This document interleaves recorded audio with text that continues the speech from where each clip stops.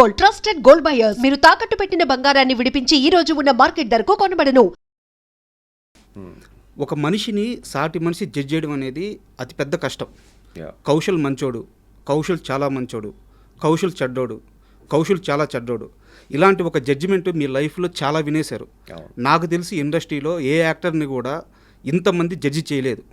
So మీ లైఫ్లో అది చూసేశారు. ఇలా మిమ్మల్ని అవతల వాళ్ళు జడ్జ్ చేస్తుంటే మీకు కలిగిన ఫీలింగ్ ఏంది? ఎప్పుడైనా కోపం, చిరాకు ఇలాంటివి వచ్చినాయా? సో ఈ జడ్జిమెంట్ అనే పదం విన్నప్పుడు మీకు ఎలా అనిపిస్తుంది? అంటే ఒక మధ్య తరగతి కుటుంబం నుంచి వచ్చిన నాకు చిన్నప్పటి నుంచి ఎన్నో డ్రీమ్స్ ఉండేవి. లైఫ్లో ఇలా అవ్వాలి, అలా అవ్వాలని. అంటే ఇలాంటి జడ్జ్మెంట్ నన్ను చిన్నప్పటి నుంచి చేస్తూనే ఉన్నారు. యాక్చువల్గా నేను చిన్నప్పుడు అంటే అరౌండ్ 14-15 ఇయర్స్లో మోడల్ అవుతానంటే నువ్వు మోడల్ ఏంటరా అని చెప్పి నా ముందు నవ్వుకునే వాళ్ళు ఉన్నారు, నా ముందు జోక్స్ వేసుకునే వాళ్ళు ఉన్నారు. సో వాళ్ళ జోక్స్ని చూసి నాలో ఇంకా కసి పెరిగేది. యాక్చువల్గా వీళ్ళు నన్ను జడ్జిమెంట్ చేస్తున్నారు, నేను ఏదో ఒక టైంలో I have to show them అని చెప్పి within 2 years at the age of 16-17కే నా పేపర్లో పెద్ద ఆర్టికల్ వచ్చింది. విశాఖపట్నం నుంచి ఫస్ట్ టైం ఒక పెద్ద ఫ్యాషన్ కాంపిటీషన్కి సెలెక్ట్ అయినట్టు. సో అప్పుడైతే వాళ్ళు నోరు మోస్తారు. తర్వాత 18 years అప్పుడు గ్రావియర్ అడోనస్ మ్యాన్ ఆఫ్ ది ఇయర్కి విశాఖపట్నం నుంచి, ఆంధ్రప్రదేశ్ నుంచి సెలెక్ట్ అయిన ఫస్ట్ మోడల్గా నాకు పేరు వచ్చిందనమాట. ఓకే. సో అప్పుడు అందరూ నోరు మోస్తారు యాక్చువల్గా. సో ఇన్ఫ్యాక్ట్ నేను బిగ్ బాస్కి వెళ్ళినప్పుడు కూడా నా గురించి వెళ్ళిన 2వ రోజు 3వ రోజు జడ్జ్ చేయడం మొదలుపెట్టారు. ఇన్ఫ్యాక్ట్ నాకన్నా ఎంతో వయసులో చిన్న అయిన దీప్తి సునాయన కూడా కౌశల్యం ఉంది, రేపు మా వెళ్ళిపోతాడు అని జడ్జ్మెంట్ చేశారు. నాకు ఎవరన్నా జడ్జ్మెంట్ చేసినప్పుడు I take it as a challenge. Okay. I feel like I want to prove the best. Okay. అంటే వీళ్ళు నిన్న కాక మొన్న వచ్చారు, వీళ్ళు నన్ను జడ్జ్ చేసే స్టేజ్కి వచ్చారా, నేనేంటో వాళ్ళతో పాటు ప్రపంచానికి ప్రూవ్ చేయాలని.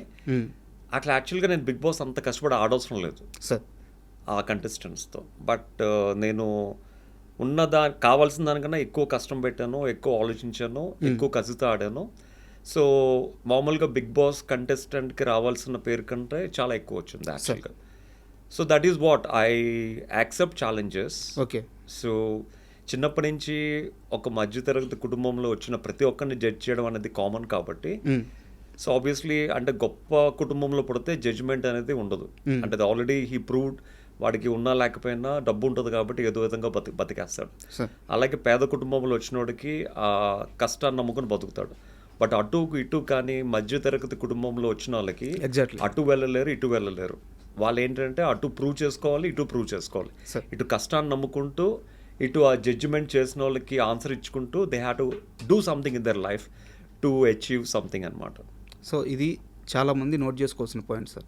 ఎందుకంటే ఒక మనిషిని అవతల మనిషి జడ్జ్ చేయంగానే వాళ్ళలో కాన్ఫిడెన్స్ చాలా పడిపోతుంది.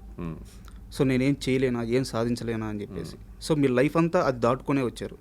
సో చాలామంది నోట్ చేసుకోవాల్సిన పాయింట్ ఇది. బట్ మీరు బిగ్ బాస్ గురించి ప్రస్తావించారు కాబట్టి ఒక చిన్న, ఇది సీరియస్ క్వశ్చనే కానీ కొంచెం ఫన్నీగా ఉంటుంది. ఓకే. బిగ్ బాస్ హోస్ట్గా నాగార్జున గారు ఇన్ని సంవత్సరాలుగా చేస్తూ ఉండడం చాలా గొప్ప విషయం, ఒక స్టార్ హీరో అయి ఉండి. బట్ ఆ బిగ్ బాస్ హోస్ట్గా చేసేటప్పుడు ఫస్ట్ సీజన్లో ఎన్టీఆర్ వేసిన మార్క్, జూనియర్ ఎన్టీఆర్ గారు వేసిన మార్క్ అలాగే ఉంది. అలాగే ఇంతమంది కంటెస్టెంట్స్ లోపలికి వెళ్ళినా కానీ మీరు అక్కడ వదిలి వచ్చిన మార్క్ అలాగే ఉంది. హోస్ట్గా ఆయన, కంటెస్టెంట్గా మీరు, మీ ఇద్దరికే ఈ మార్క్ ఎలా సాధ్యమైంది? అంటే దేనికన్నా ఆ మార్క్ అనేది చాలా ఇంపార్టెంట్ యాక్చువల్గా. ఇప్పుడు ఒక సినిమా చూస్తున్నప్పుడు మొదటి 5 నిమిషాల్లో సినిమా జడ్జ్ చేసే రోజులు వచ్చేసాయి సార్. ఫస్ట్ 5 minutes చూసి సినిమా బాగుంటుందా బాగోదా తెలిసిపోతుంది. అలాగే ఏదైనా షో చేస్తున్నప్పుడు ఫస్ట్ వేసిన మార్క్ బట్టే ఆ షో మొత్తం జీవితం అంతా డిపెండ్ అయి ఉంటుంది. ఇప్పుడు ఎన్టీఆర్ గారు అంత స్ట్రాంగ్గా ఆ పర్సనాలిటీ, అంత ఫెమిలియర్ పర్సనాలిటీ, అంత నిర్మోహమాటంగా హోస్ట్ చేయగలిగారు కాబట్టి అది పిల్లర్ అనేది చాలా స్ట్రాంగ్గా పడింది. ఒక్కసారి పిల్లర్ పడిన తర్వాత ఆబ్వియస్లీ దాని తర్వాత ఎంతమంది తర్వాత చేసినా కూడా ఆ పిల్లర్ స్ట్రాంగ్గా ఉంది కాబట్టి అది కొన్ని సంవత్సరాల వరకు నిలబడిపోతుంది.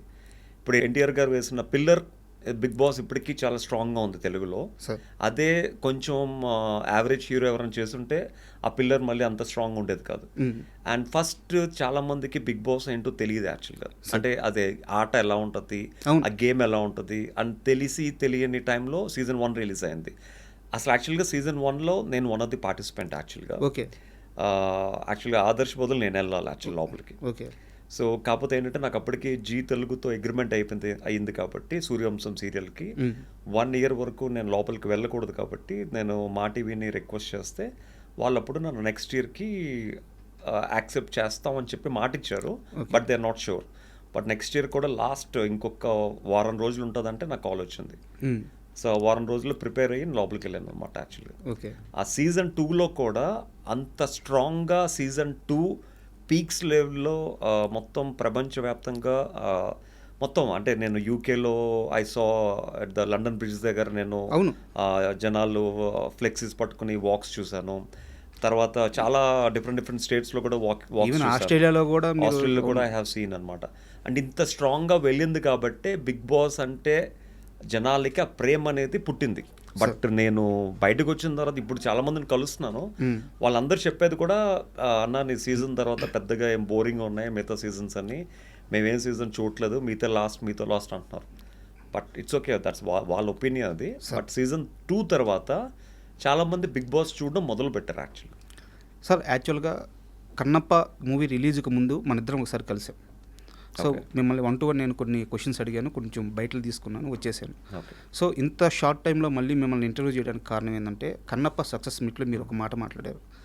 బిగ్ బాస్ 2లో నేను విన్నర్ అయిన తర్వాత బయటికి నేను వెళ్తే కౌశల్ నీ కోసం నిర్మాతలు డైరెక్టర్లు చాలామంది వెయిట్ చేస్తున్నారు, బయటికి వెళ్తే నువ్వు చాలా బిజీ అయిపోతావు అని చెప్పి నాని గారు కూడా అన్నారు.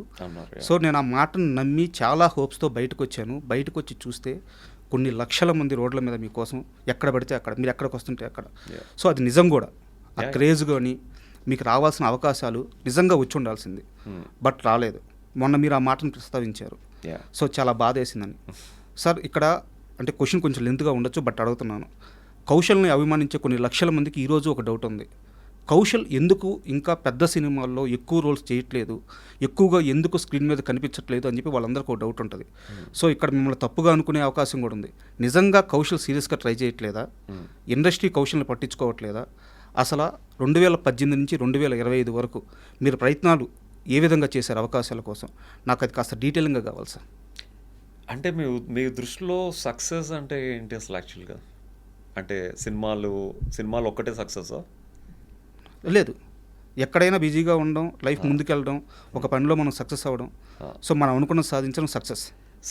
చాలామంది దృష్టిలో అంటే యాజ్ అన్ యాక్టర్ డెఫినెట్గా బయటకు వచ్చిన తర్వాత 10 సినిమాలు చేయాలనుకోవడంలో తప్పు లేదు sir. But as a person I'm succeed after the big boss actually. అంటే బిగ్ బాస్కి ముందు నేను నిజంగా మేబీ 100కి ఒక 20-30 మందికి తెలిసి ఉంటుంది. బట్ బిగ్ బాస్ నుంచి బయటకు వచ్చిన తర్వాత 100కి 90 మందికి తెలుసు నేను.